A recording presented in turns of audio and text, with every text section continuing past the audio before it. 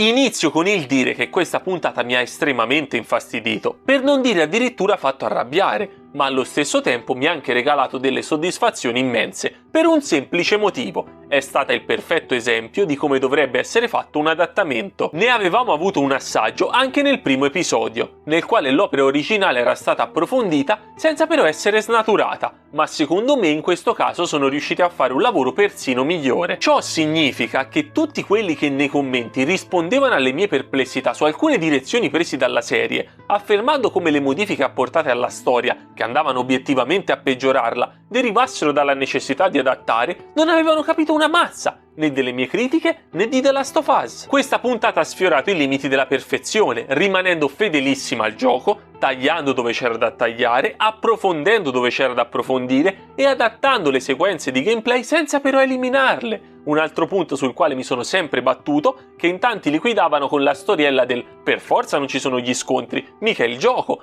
ma io sapevo prima o poi sarebbe arrivato questo episodio, che sono convinto sarà piaciuto a chiunque e avrebbe messo in faccia a tutti la realtà, cioè che quella di adattare era solo una scusa. I cambiamenti che ci sono stati apportati solo per il gusto di cambiare. Allo stesso tempo però con questa puntata mi sono anche arrabbiato perché porca miseria è stata la dimostrazione di come gli autori fossero in grado di trasporre il gioco più che decentemente. Ma allora per quale diavolo di motivo non l'hanno fatto e sono andati in alcuni momenti letteralmente a massacrare l'opera originale? Non lo capisco e non lo capirò mai. Si fossero comportati sempre come in questo specifico caso sarebbe venuta fuori una serie clamorosa, ma lasciamo perdere, inutile piangere sul latte versato.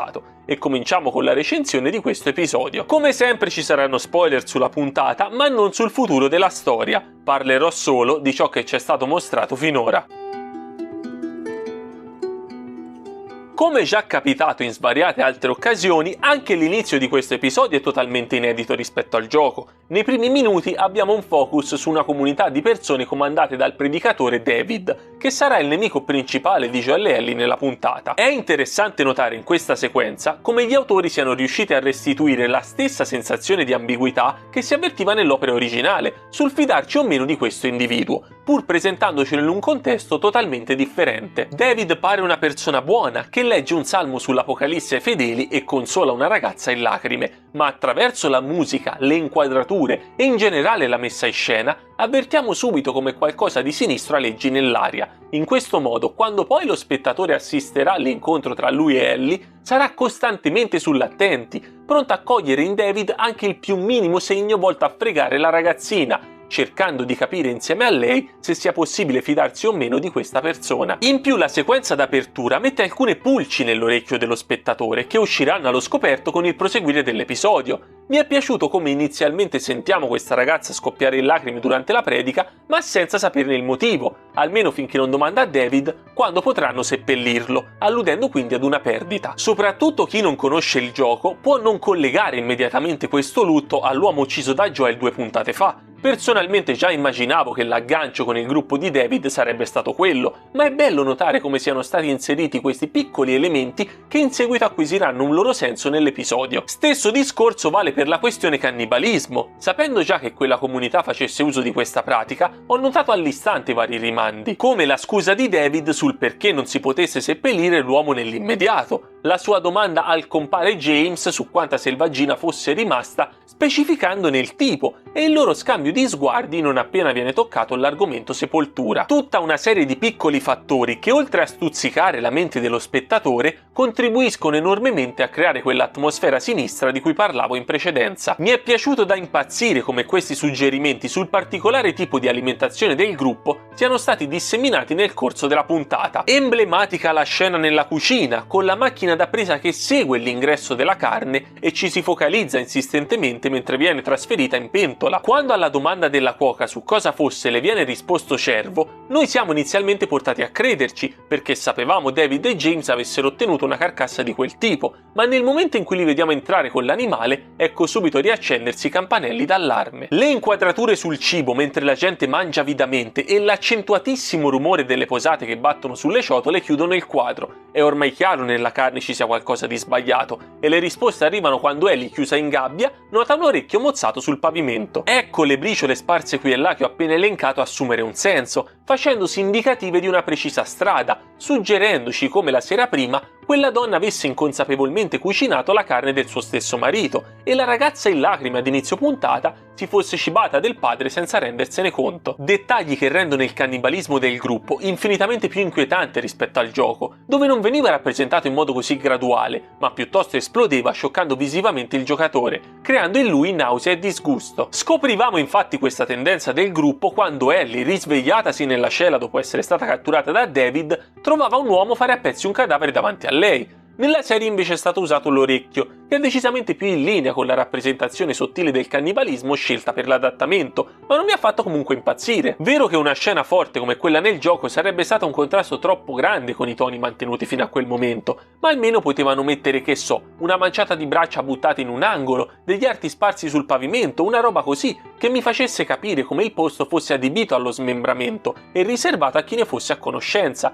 Invece questo orecchio messo lì, come se fosse scivolato a qualcuno, non mi è piaciuto granché. Lo shock visivo arriva poi comunque quando Joel trova i corpi appesi, ma a quel punto era stato già tutto svelato. Prima di partire con questo sproloquio sul cannibalismo, necessario per comprendere quanto grazie agli approfondimenti della serie David e il suo gruppo appaiono infinitamente più creepy rispetto al gioco, stavo dicendo come la sequenza iniziale fosse totalmente inedita. La prima volta che nell'opera originale incontriamo il predicatore è infatti durante la caccia al cervo, e esattamente come nella serie, nonostante questo personaggio faccia di tutto per apparire buono e conquistare la nostra fiducia, avvertiamo subito come di lui non ci si possa davvero fidare. Nel gioco questa sensazione di ambiguità viene leggermente costruita meglio, semplicemente perché la sequenza dell'incontro tra Ellie e David era più estesa, i due venivano anche attaccati da un'orda di infetti e collaboravano per sopravvivere, si scopriva come l'uomo nascondesse una pistola, quindi c'era quell'elemento in più da considerare. Dopo lo scontro i due poi tornavano al fuoco, Ellie diceva come erano stati fortunati a sopravvivere e David partiva con quel bellissimo discorso che culminava su come lei e Joel avessero sterminato un suo gruppo di persone. Nella serie è sempre una frase di Ellie sulla fortuna che dà il via alle parole di David, ma visto che è stato tagliato l'attacco degli infetti, ci si arriva in modo leggermente differente. Condensando l'incontro tra i due, la questione sul fidarsi o meno di questo nuovo personaggio ha per forza di cose una resa minore, ma hanno compensato instillandoci dei dubbi fin da subito attraverso la sequenza iniziale, quindi poco male. L'unica cosa, anche se immaginavo non avremmo visto l'ombra degli infetti nella puntata,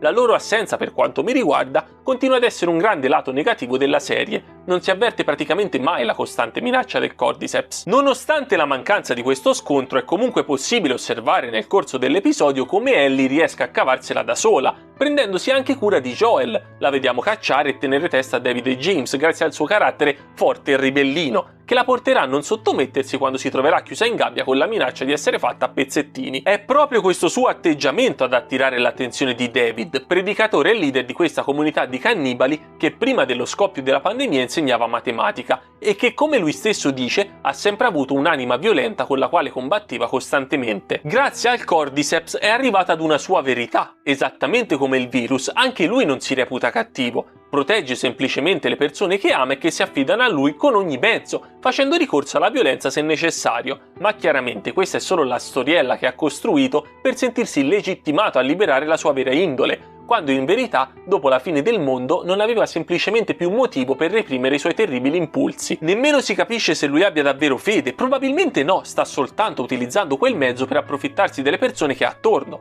Attraverso la religione è arrivata a costruirsi questa comunità totalmente assoggettata a lui e ne domina i membri per soddisfare le sue pulsioni, cosa che prova a fare anche con Ellie. Ecco perché è così interessato alla ragazza. Dominare un carattere di quel tipo sarebbe per lui estremamente gratificante. Per questo tenta di conquistarsi la sua fiducia con ogni mezzo, addirittura consegnandole le medicine per Joel e lasciandola andare, regalandosi così anche il brivido della caccia. Il discorso di David sul riconoscere in Ellie la sua stessa anima violenta si ricollega a tutte le scene viste nella serie che definirei ambigue sotto quel punto di vista. Mi viene in mente ad esempio quando Ellie ad inizio terzo episodio ha accoltellato malamente un infetto nel seminterrato di un negozio, o quando a inizio quarta puntata osservava la pistola come fosse la cosa più bella vista in vita sua, o ancora le innumerevoli volte in cui ha chiesto un'arma. Probabilmente tutti questi elementi sono stati inseriti come rimando e anticipazione per ciò che succederà nella seconda stagione. Chissà.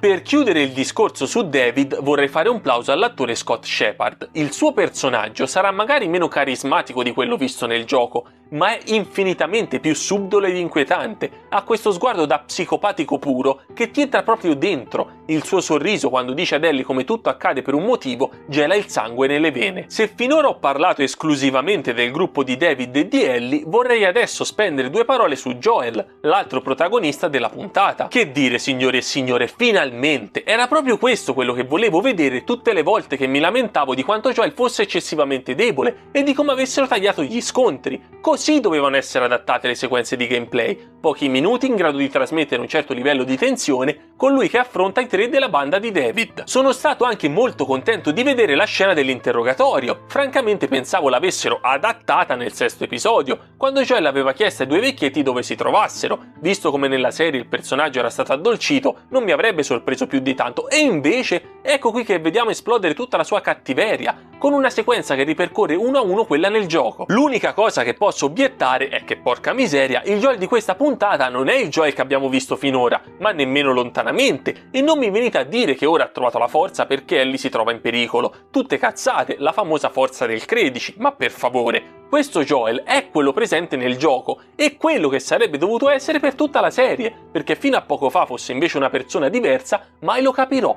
ma tant'è. Se questa puntata è stata così bella lo dobbiamo anche a lui. Ora sono molto più ottimista per il finale di stagione, per il quale avevo completamente perso le speranze. Solo mi ha fatto un po' strano vederlo così in salute per 2 iniezioni di penicillina, quando il giorno prima stava più di là che di qua. Un conto è avere una soluzione del genere in un gioco, dove comunque passava molto più tempo, un altro è vederla in una serie. Questo è un elemento che avrebbero dovuto adattare, ma ce l'accolliamo. Non è che sia un difetto così grande, almeno per quanto mi riguarda. Veniamo invece a quello che considero il grande problema di questa puntata, ovvero la sequenza finale. Calma, andiamo con ordine prima che mi mangiate nei commenti. La resa dei conti tra Ellie e David è perfetta, viene adattata in modo impeccabile quella specie di boss fight che si aveva nel gioco. Il loro scontro è ben costruito, con la telecamera che segue Ellie sgattaiolare cercando di non farsi vedere, le immagini di David che troneggia tra le fiamme e il fuoco che divampa sempre di più. L'ansia sale progressivamente fino a culminare in quel momento di liberazione della ragazzina che si sfoga martoriando l'aguzzino, ma è proprio a questo punto che la sequenza comincia a deludermi. Anche senza paragonarlo all'opera originale, il finale della puntata appare estremamente tirato via. Ellie esce dal locale in fiamme a braccetto con Joel e i 2 vanno via stringendosi l'un l'altra.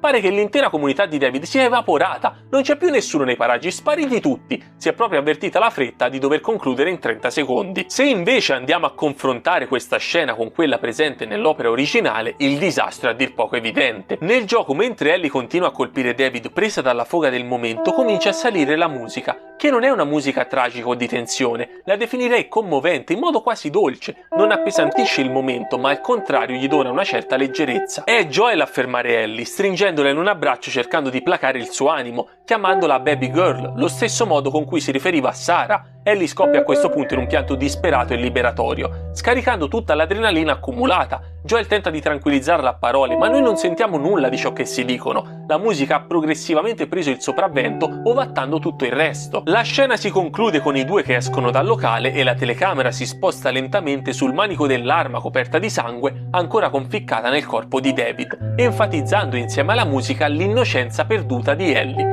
Stacco a nero. Quella scena è un capolavoro, cinema allo stato puro di rara perfezione, e il fatto che l'abbiano cambiata dovrebbe essere considerato crimine contro l'umanità. La puntata doveva concludersi esattamente in questo modo, con quello stacco a nero che lasciasse lo spettatore inchiodato davanti alla televisione per una settimana, continuando a rimucinare su ciò che aveva visto. Invece hanno deciso di rincuorarci subito, facendoci vedere come ora Ellie e Joel si siano riuniti e vadano via insieme nella neve. Dissolvenza a nero. Un impatto emotivo di carica nettamente inferiore. Sono andati ad addolcire il tutto esattamente come è accaduto nell'episodio 5 con la morte di Sam e Harry. Anche in quel caso la puntata doveva concludersi dopo il suicidio di Harry con uno stacco a nero, dando allo spettatore la possibilità di metabolizzare quel momento, enfatizzandone l'importanza. Invece ci mostrano subito dopo la sepoltura Ellie e Joel che vanno via insieme. No, porca miseria! Quelle scene non dovevano essere addolcite. Nella puntata successiva, a distanza di una settimana, lo spettatore doveva essere rincuorato, ma non subito. In questo episodio hanno rifatto uno a uno tutte le scene del gioco che potevano e sono andati a cambiare proprio il finale. Che peccato, mamma mia, avrei tanto voluto vedere una degna trasposizione di quella sequenza. È comunque da apprezzare, come detto, l'estrema fedeltà all'opera originale in molti momenti della puntata.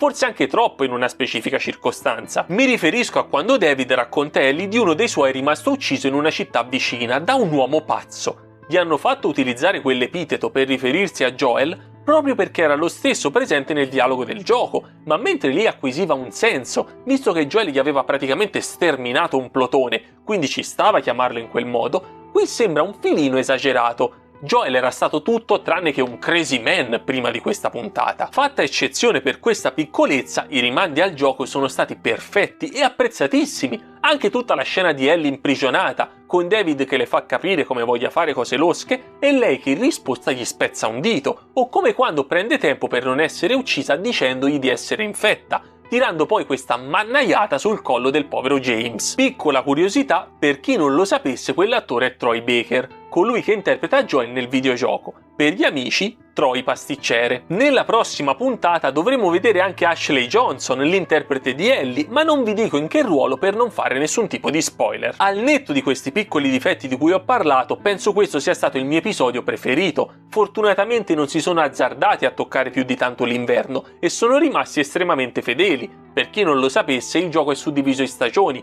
e tutto ciò che abbiamo visto in questa puntata veniva raccontato proprio nell'arco narrativo dell'inverno. Resta un po' di rammarico per ciò che la serie avrebbe potuto essere se si fossero comportati fin dall'inizio come in questa circostanza, adottando lo stesso tipo di approccio al prodotto nella sua interezza e non esclusivamente in alcuni momenti. Non resta che aspettare la prossima settimana per gustarci il finale di stagione, sperando non abbiano combinato disastri, altrimenti vedrete uscire dal mio corpo una rabbia tale che in confronto il Joel di questa puntata vi sembrerà un agnellino. Vuoi provare a supplicarmi? Ancora. Pensi di conoscermi? Ascoltami bene. Tu non hai idea di cosa sono capace.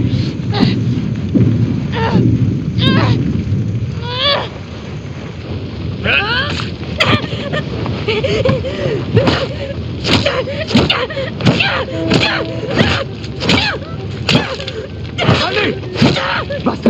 Basta! Non toccarmi! Sono io! Guardami! Sono io!